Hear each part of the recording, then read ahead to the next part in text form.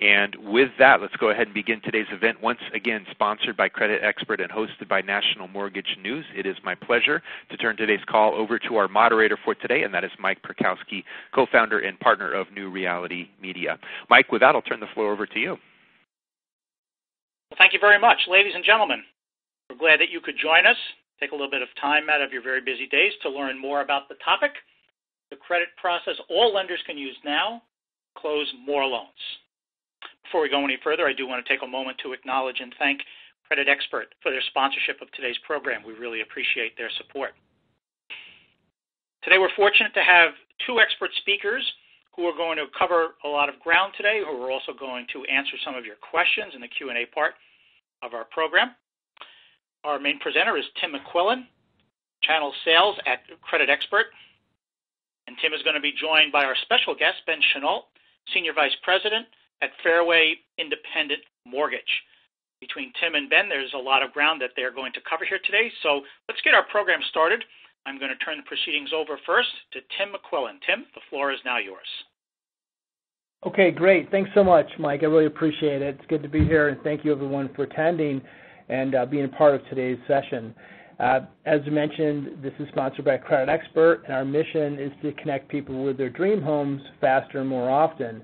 But, of course, we're only a piece of that puzzle. It's folks like yourself and Ben that also help connect the consumers to their dream home with the business you're doing in the mortgage origination space. You may be familiar with some of our products like What If Simulator or Wayfinder. We are not going to talk about those today so much as we're going to talk about the process, about what process you, your team can put in place to really take advantage of the opportunities that are out there. And you're all successful business people. You're all pretty smart. You understand that the notion of applying a process, a systematic process, a way of doing things, is pretty reliably good thing to do. Whether it be putting together your latte or a quarter pounder with cheese, whatever it is you're doing, having a systematic process is a really great way to do that. So that's why we've asked Ben to join us. I have 15 years experience here at CreditXpert in the product development and channel sales, and as a result, it's gotten me a lot of exposure to mortgage companies and mortgage credit providers and how they go about systematizing or putting in place a process that works best for helping consumers figure out how to improve their score in the throes of a mortgage application. So Ben, I've come across because I think we're like-minded individuals, but he's been on the origination side of the table for some time, for over 22 years and over 2,500 transactions he's been involved in. Ben, if you want to take a moment to say hello and introduce yourself. Hey, thanks for having me, Tim. My pleasure. My pleasure. Ben is so into this, one of the things he's even done is put together a book of kind of a collection of the conversations and thoughts he's had with his colleagues and his peers over his years of experience. So if you ever want to check that out, I encourage you to do so. Yeah, Tim, I think it's important to note I'm not an author. You know, I think anybody on my team could tell you I can't spell. I sure don't have good grammar. You know, my punctuation is terrible, but I think the whole, genesis of the book was really written for people coming into my area and in my markets just to show them how we think. And, it was really never meant to go outside, but I just really put together the book just based on a lot of the great people that I know in the industry. And for some reason I kind of became a student of some of the top producers, and I have a lot of friends and colleagues that do a lot of business. And so I found it interesting to identify some of their common traits, and that's really the basis of the book is what are some of their common traits and how they think, and what are some of the commonalities that they all have.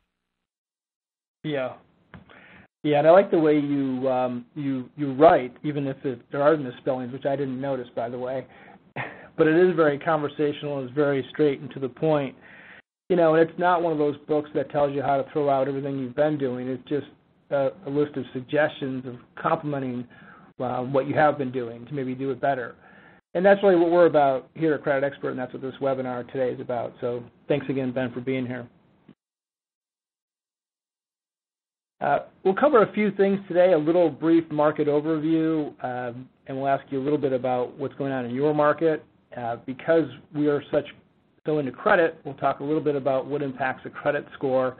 There's just a few slides that cover that because it is an important topic, and so it's good to get a refresher. We'll talk in more depth about the process that we've found is most helpful to close more loans and give you some examples of where that's worked in the market. So to the market overview real quick, as I'm sure many of you are aware, there's been surprisingly good news in the market in general. Big changes in Q2 up from Q1, and they're listed here. I don't think a lot of people expected this to happen this year, but we're also glad it did. Some people say that volume cures all illnesses, and this market has been a higher volume than I think some people expected. And as a result, some of these things that we're talking about today, you didn't have to address. But we all know that the market won't stay, even if it's just good and not great, it won't stay good forever. There's going to be times where you need to apply best practices. So I don't know if you want to add anything to that, Ben. No, I love that saying volume cures all, but at the same time, I think volume also reveals any weaknesses as well. Mm-hmm. At least I find that, in my area. Yeah, you're right. So some stats there. We're going to ask you in a minute what your market is like, what your world is like, because even though it's great to see these stats about nationwide activity, what really matters is what's happening in your region or in even your local branch, depending on your perspective. So we want to have a poll in a minute that gets to that. But again, what we see coming is new challenges and some of the old challenges coming back. I guess with that, I'll turn it over to Mike, our moderator, to go ahead and ask the first poll question. Okay, great. So let's have everybody take a crack at answering this first question. Let's see what the responses look like, and then we're going to move on with the rest of our presentation. Our question is very simple. How many leads does your company convert? Is it between 0 and 30% conversion? Between 30 and 60% conversion? Oh, and the next one is supposed to be between greater than 60% conversion. So let's take a moment to let everybody have a chance to give us your answer to that one. Between 0 and 30%, 30 and 60%, greater than 60%.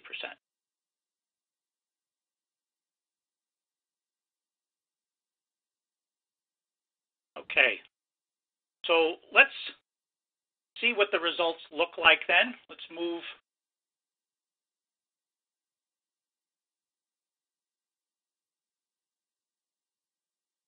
Oh, I'm sorry, it looks like we have a little bit of a technical issue there. Is that just asking Aaron, our producer, if that's something on my side or if that's something that everybody's seeing? Yeah, hold on just a sec, Mike. Let me look here. Oh, there we go. Yeah, why don't we move forward for now, Mike, and I'll see where our results are on that, but then we can come back to it here. Very good. Thank you. So we apologize for the little bit of a temporary glitch, but let's move on. Let's go to what our remainder of our presentation. I'm going to throw it back to Tim. No problem. Thanks, Mike. And really, there was no right or wrong answer on that last slide, so it's okay if we had a technical glitch there to find out what the group felt, because really it's in your market, in your region, your branch, or whatever it is. And what we find common among all those areas is that credit is typically a big reason, a top reason for either a denial of somebody being qualified for a loan or a denial of being qualified for the best terms. And even in today's market with rates and terms so favorable, people are still looking for the best. Everybody wants to pay the lowest, and it almost exacerbates that curiosity. It makes it still a competitive market. The other thing happening, as many of you know, is sometimes when you pull someone's credit, others become alerted that that consumer is looking for a mortgage. I know soft pulls are becoming more popular in the world, and that's great, but there is still that risk that you're going to pull someone's credit and alert them. So the credit pull, the credit event is just a big thing, and it's kind of like that beginning point of converting a lead, really. So that's why it's so important, and that's why I want to talk about it today. And that brings us to our next poll, if you could, Mike, please. Absolutely. The next question, again, of your leads that don't convert, what % don't convert because of score? Okay, what is the role of score in non-conversion of leads? And is it between 0 and 20%, between 20 and 40%, or more than 40% of your leads that don't convert do so because of score? So let's take a moment to let everybody give us your answer to that. Of your leads that don't convert, what % don't convert because of score? All right, I think everybody's probably had an opportunity to look at that. So let's move forward and see what the results look like. So half of the respondents said that it's less than 20% don't convert because of score, but then 50% said it was more than 20% of the leads are because of score. Right? So I'm going to throw back to you again, Tim. Okay, great. And thanks so much. And yeah, it definitely varies. But as we all know, if you have 10 leads come in and 2 of them don't qualify because of score, there's going to become a day where those are 2 leads that you definitely want. You know, those are 2 guys that you're definitely going to want to work with. And I've talked to MLOs before who have said, maybe I can't close it today or this week or this month, but maybe I can put them in a plan or put them in the process so that someday they'll qualify for a better term, and I can help them later. I guess to that end, I'm going to ask if we can talk a little bit about scores, credit scores, because, again, I know there's often, whenever we have webinars, there's questions about what impacts a credit score. So I want to go into that a little bit today, and you don't have to input an answer here. You can keep tabs on your own. We just have a few questions about credit, true-false questions. A hard inquiry for a credit card will always negatively impact a score, true or false. And, of course, the answer to that is false. And we talked about that a little bit earlier when talking about a soft inquiry. This is a hard inquiry. And the reason it is false is because of the term always, or partially because of the term always. And, you know, the key takeaway on inquiries is this. Mortgage inquiries are not considered by scores used in mortgage until they become over 30 days old. So that's the first thing to think about. You know, people often think, oh, an inquiry is immediately going to hurt my credit. Well, it may not hurt it at all, and even if it does, it won't be until it's over 30 days old. And then the other thing is multiple mortgage inquiries that occur within a short period of time are only counted as a single inquiry, okay? So that's kind of called the mortgage shopping rule. I can go to 3 or 4 lenders inside of a week and have my credit pulled, apply for a mortgage, and it only counts as one inquiry. And again, that one inquiry won't hit the file until it's over 30 days old. So just a little piece of information there that I hope you find helpful on the topic of credit, and in particular credit used in the mortgage market. The next question, true or false, the score can decrease even if there are no changes to the file. So, as you know, credit scores are a point in time. The question is, can a score decrease even if there's no changes in the file? And the answer is true. Scores can change. They can go up and down. So it's always a bit of a roll of the dice. The day you go to apply for credit, your score is X. Now, you could have come in 3 days later or 3 days before and had a different score. And some of this stuff is pretty complicated as to why. It doesn't always have to make sense. The score models don't have to make sense. I was told a long time ago by someone very familiar with this.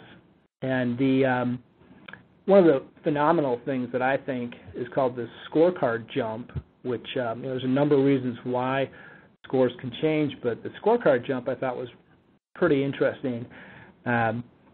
the way scores work is your groups, you're compared to people with a similar characteristic as you. So if you have a lot of accounts with a long credit history, low utilization, you're compared to people with similar characteristics. Whereas if you have a few number of accounts, a very low amount of history, a high utilization, you're compared with a different group of people.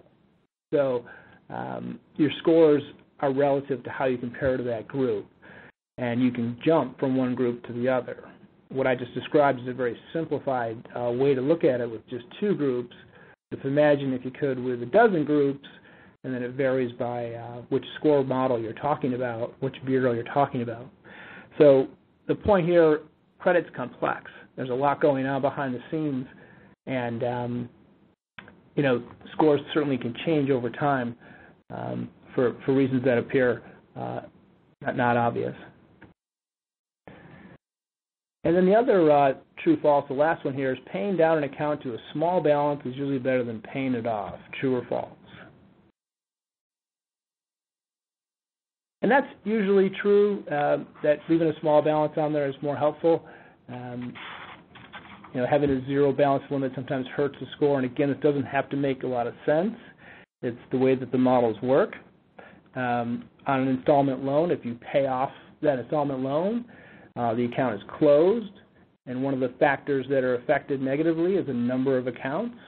So there's just a lot going on behind the scenes there, and I guess that's why we do this true and false, because it reminds folks that what's going on behind the credit report, behind the credit score, is a pretty complicated thing. I don't know, Ben, if you have any other comments or anything to add to that as someone who deals with this stuff every day. I really don't. I'd love the answer. Okay, yeah, right. I'd love the answer. Yeah. It's funny, the more I learn about this stuff, the more I learn I don't have the answer. I thought I learned more, and then I just learned of all the exceptions. It's kind of crazy. What I have learned, though, is how to help folks manage these complexities. And, what we would recommend, of course, is to not guess how you can improve someone's score. Do not outsource credit education to companies that refer to themselves as credit repair. Those are some starting points, because you're in a great position as a mortgage originator. You've got someone's credit pull. It's a very informative piece of data. But take it a step further, and you can really help that consumer better understand how to manage their finances and their credit. You can give your MLOs tools or processors, others that work at a mortgage company, tools like what I mentioned earlier, available from CreditXpert, and they can help consumers figure it out. And even more importantly, they can set up a systematic process. So it's not just occasionally there's a file where someone needs score improvement. It might be something where it's, look, we can't qualify you, but here are your options.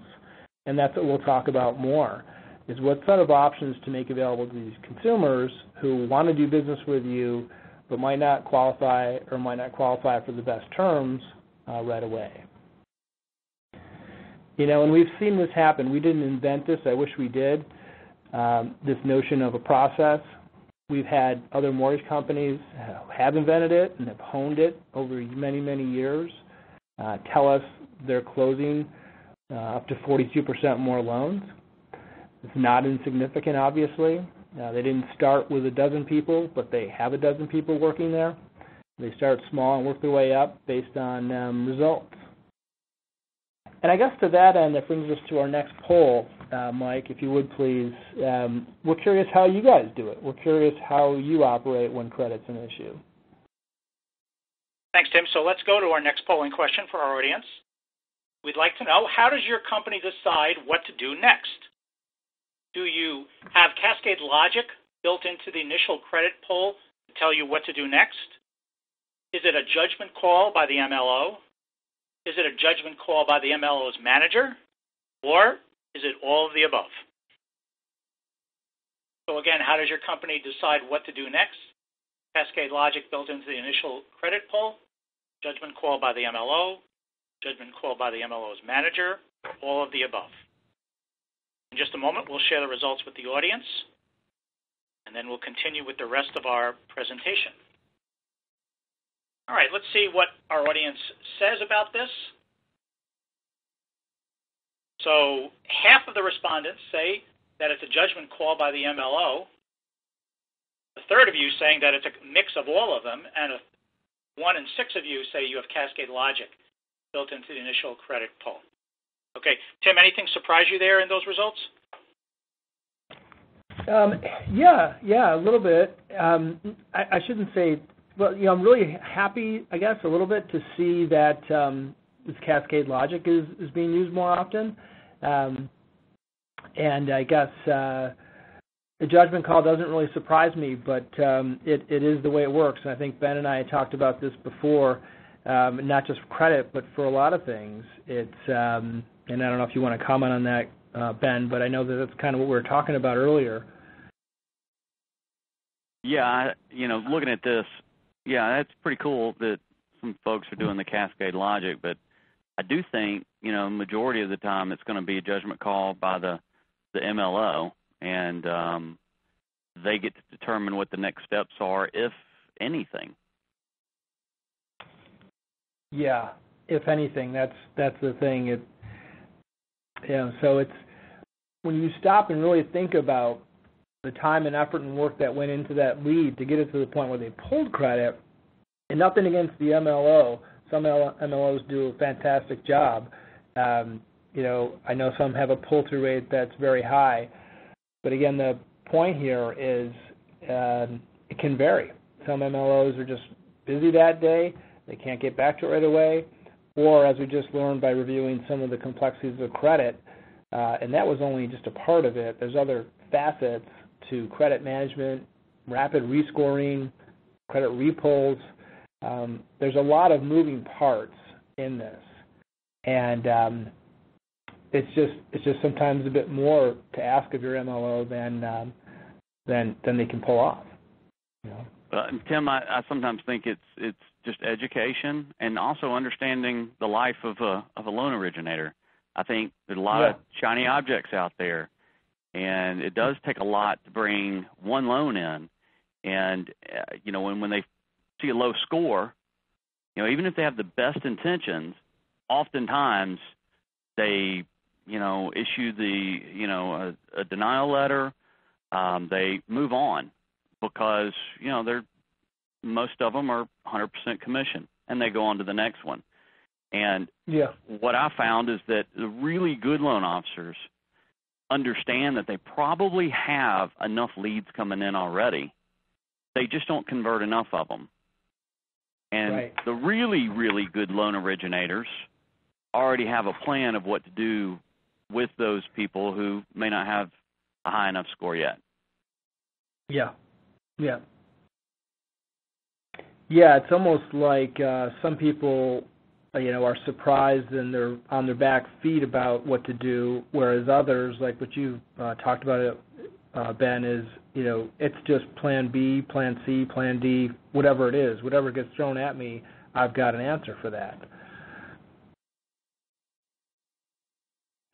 So, and I think the good ones really have a system already identified with what to do.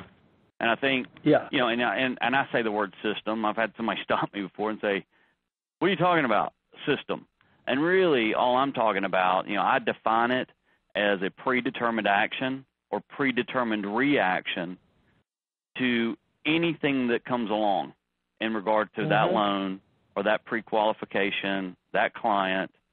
What is the next step? And the good loan officers already know what the next steps are, and they've got it mapped out no matter what the situation is. Yeah. That's great. Well, we're going to take that a little bit further here as we move into the next section of the program. One thing I wanted to point out, this jargon I use there, cascade logic, if you're not familiar with that, that's, if you have logic built into your credit pull, you pull one bureau and the score is X or lower, you sort of stop right there and you don't pull additional bureaus. So that's just a way to defend yourself against additional costs. But again, not necessarily always the best practice, as we know scores across bureaus can vary, sometimes quite a bit. So anyway, thank you, Ben. The next section is to talk about this process in a little bit more detail, what we call the Xpert credit process. And the funny thing about it is here we are, a product development company in the software space, talking about systems and talking about process, and there's no system at all. It's, in some cases, Excel spreadsheets and MS Word documents that you're providing to your customers.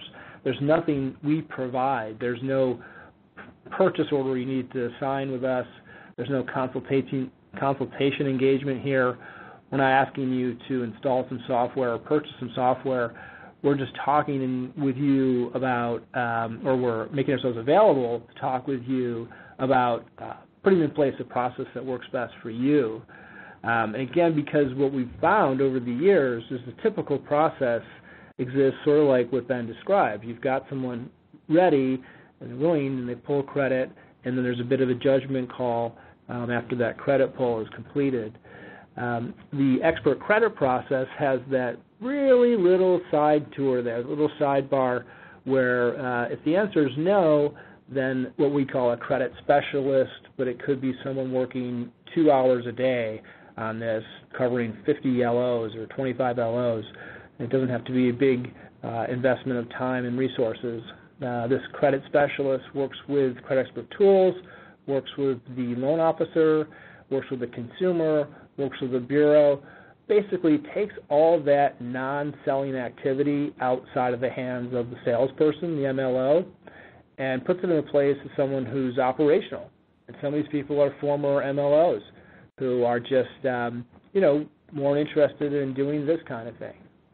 So where we get involved is we want to help you figure out all of those little details, what works for you, what kind of process you want to have in place. And typically it starts with staffing. What do I have to invest in? Who would I have do this? And again, this is a very low-tech, low-investment sort of thing where you could literally take someone who's currently an MLO or someone who's a processor or some other role who just wants to be more involved in this, and the MLO starts sending them deals, sending them files or leads where the credit has been pulled, and they start basically making a decision whether we invest in this file or not. So you define that process, and again, it's an outline of a process. It's pretty fluid. It's editable. You decide things like who runs CreditXpert if that's the case, who informs the consumer of the action plan, when does the file go back to the MLO. All these things are things that you and us can help figure out, and even measuring, that's one of the biggest benefits of this is once you start to systematize or centralize something like this, you can really start to measure the costs and benefits. Otherwise, what's happening is you're getting some benefits, which is great, and people use our products like this every day, today, and that's great. But measurement is usually where things fall a little bit short. One MLO might say, yes, the Jones file closed, and that was great. We used CreditXpert, we applied a process, etc. But that was one file, and you don't really remember if there was multiple purchases of a CreditXpert product, or if there was a rescore, or if there were more than 3 credit repulls. You can't really quantify the investment. When you centralize it, you can do that in a much better way. So some of the common questions we come across, and we offer a 15-minute web/phone conversation where we can go through this with you. Again, these things like who does the MLO send the file to, and when do they decide to do that? And sometimes we've even had some folks, some of these centralized credit departments, promote it to the MLOs. Because sometimes, like Ben said earlier, there's a shiny object, and this just becomes one shiny object that came out, and the MLOs might forget it's available. So once in a while we've seen these credit specialists, kind of wave a hand out to the MLOs and let them know, hey, don't forget to send me your files. I'm here to help. There's a lot of other issues and topics that we can cover with you. Even incentives are another topic we cover. Does the credit specialist get an incentive? Does the MLO get a disincentive? There's some questions like that we're happy to talk about with you. So that obviously plays into some of the stuff we've been talking about, and I'm just going to give you some more examples here, the types of things we do, types of things that are involved in this process. One of the first things is getting the consumer to buy in, finding out whether or not they're going to, so to speak, play ball with you. There's no requirement, of course, from the consumer to do a mortgage with you if you help them become educated about their credit. And you need to make that clear that there's no commitment or requirement.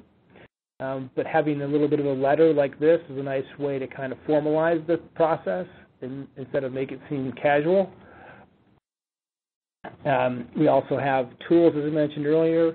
There's a very small picture of two of our product output here.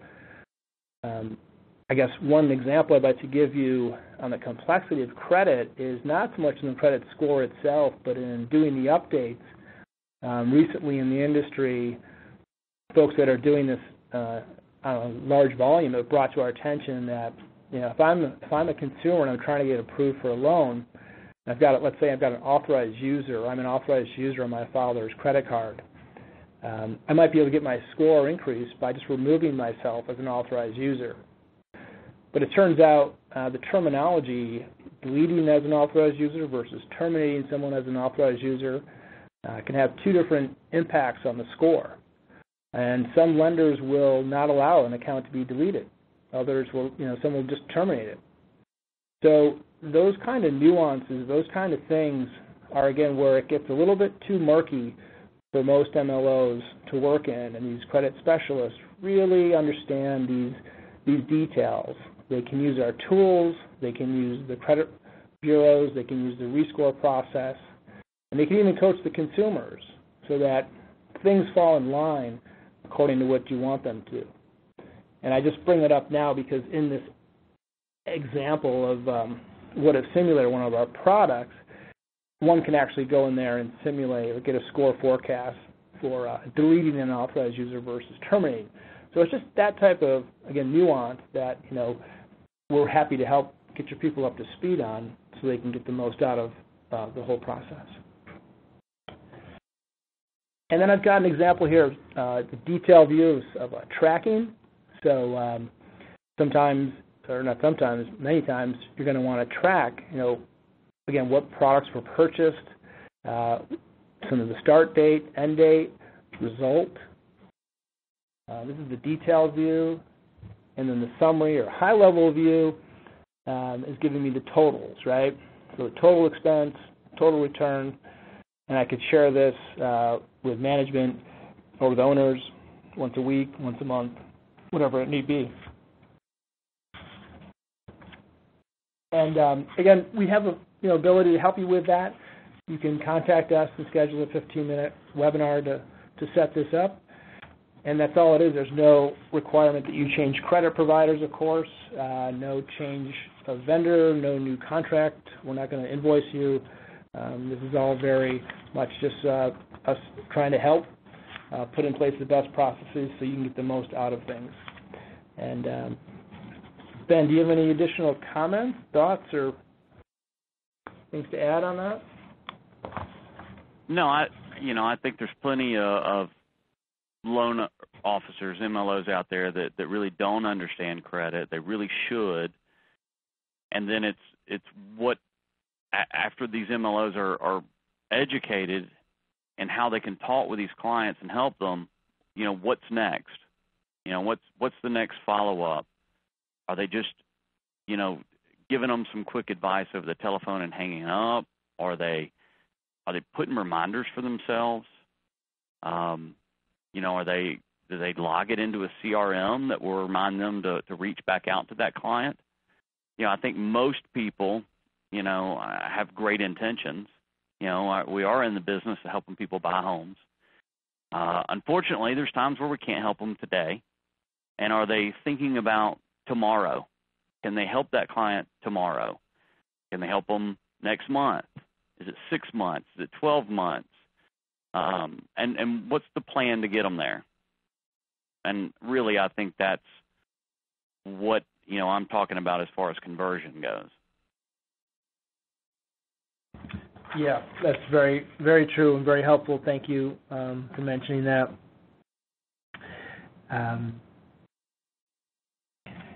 Yeah, and again, we're not advocating you throw out everything you've done in the past. We're just saying that, again, like so many things, if you provide some kind of a systematic process to some of this stuff, you'll probably find that there'll be better results. And the investment isn't a lot of time and money. It's just a little bit more focus and a bit more effort. We're going to turn it over to Q&A, but before I forget, I did want to mention the October 3rd webinar we'll be having as well. So if you have a colleague that you think might want to get this live in a couple weeks, we're going to do it again. I'm also including my contact info as well as Ben's, and I'll volunteer Ben's availability for you with any questions. And certainly we've got time here in this webinar. We're happy to answer questions you might have about credit scores, or about this process. I'm going to just pause for a second, and we'll gather the questions here. Okay, great. So that's, as we heard, that's the formal presentation from Tim and Ben. Now we'd like to use their expertise to answer a few questions from our audience members.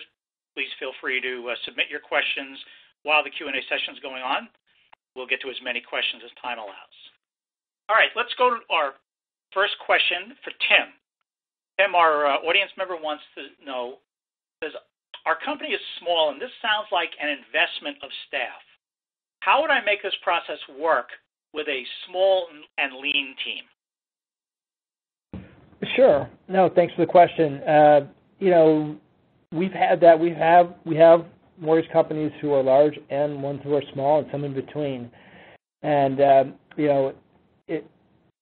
you can do it. It's okay. We'll talk you through it. Even if you're short-staffed or busy, some of this stuff, once you've got it in place, actually operates pretty quickly, pretty efficiently. And I guess that's why we're coming out with this now after all these years of learning. And we didn't really know we were learning all these years. We were just learning and watching and kind of taking it in. And then we realized, wait a minute, others can apply this. And Ben even speaks to that in his book. Some of the stuff is, not super complicated. So you can do it, even with a small staff. We encourage you to try.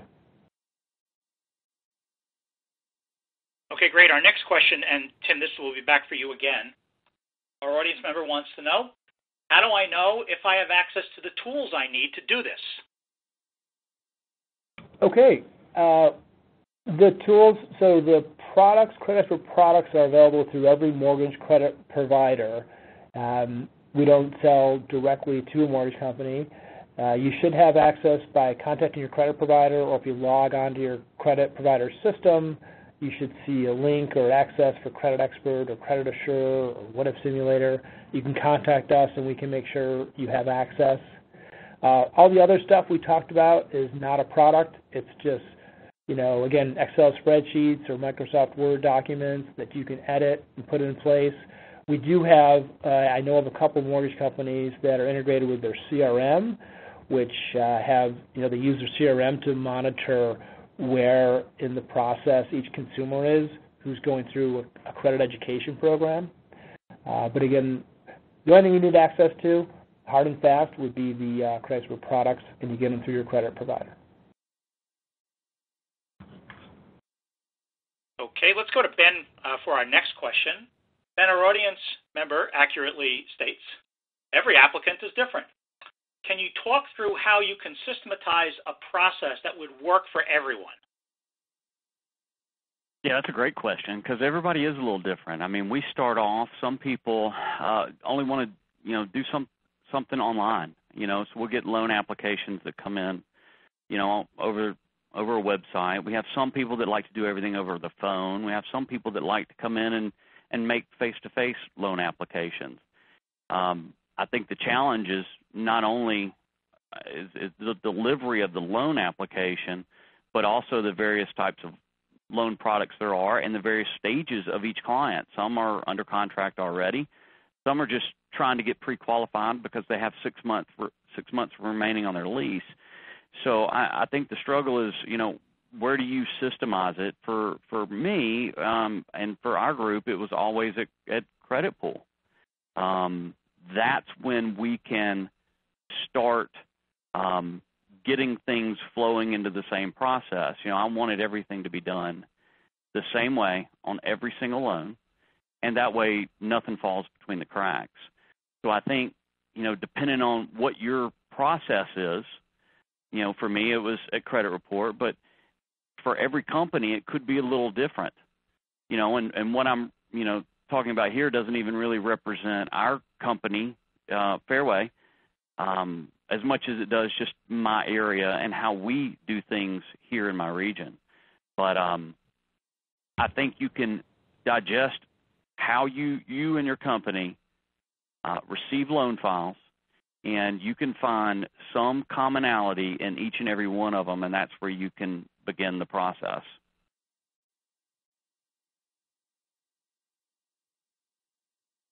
Let me give you one other thing, too. I mean, in thinking about process, this could be that, you kick off certain campaigns in a CRM if the MLO has one or their company does. It could be as simple as creating email signatures in their Outlook that are already, pre-written, well-written, well-scripted, email signatures that could go out to have helpful information for a client in whatever regards that is.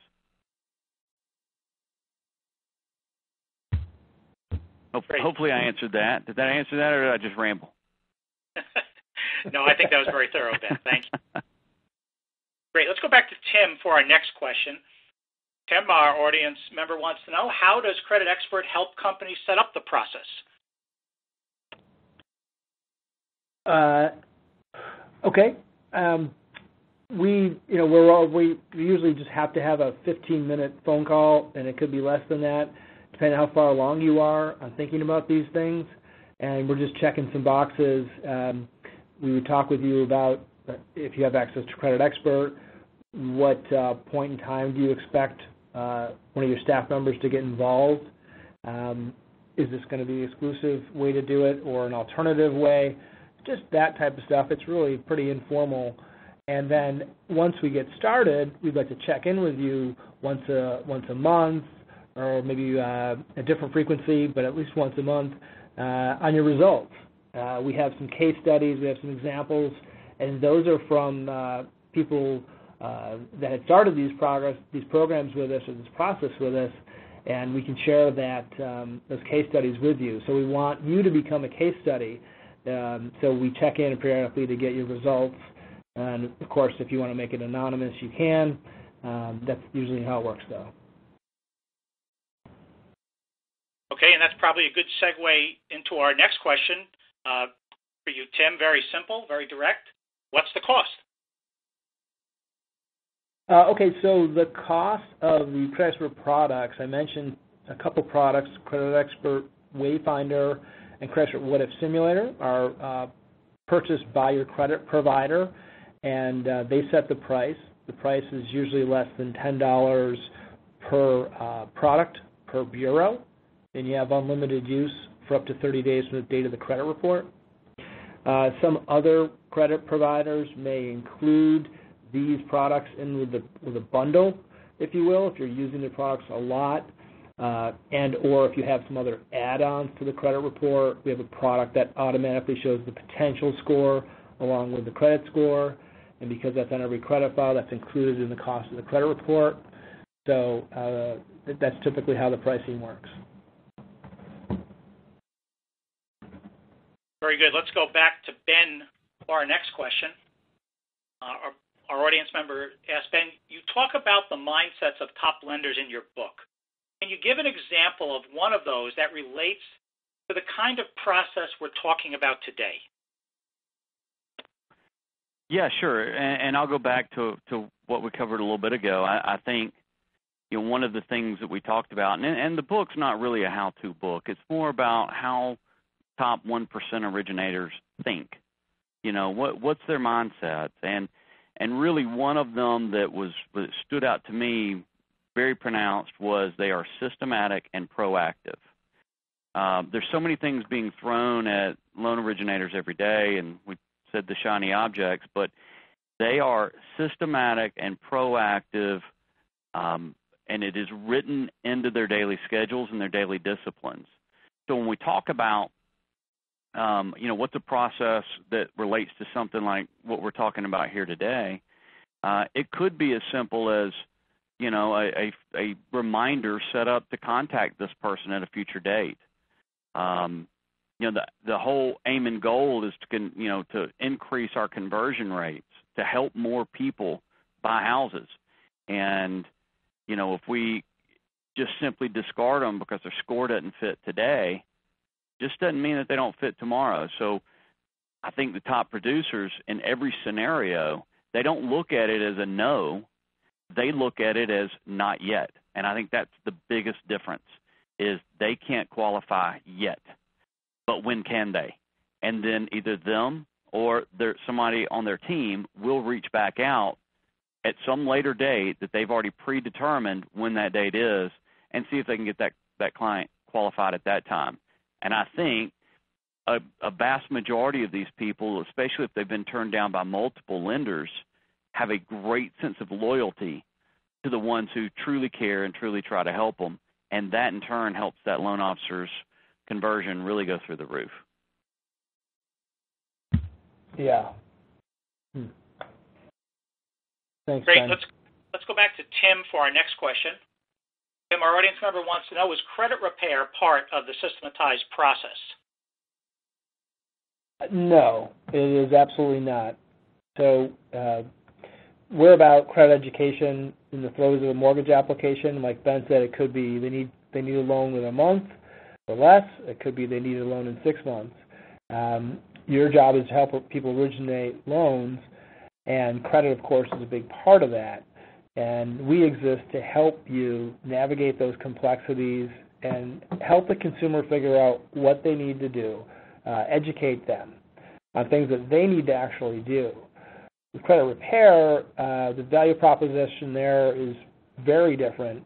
It's about the consumer paying a third-party company to typically dispute things that are derogatory, whether they're correct or incorrect.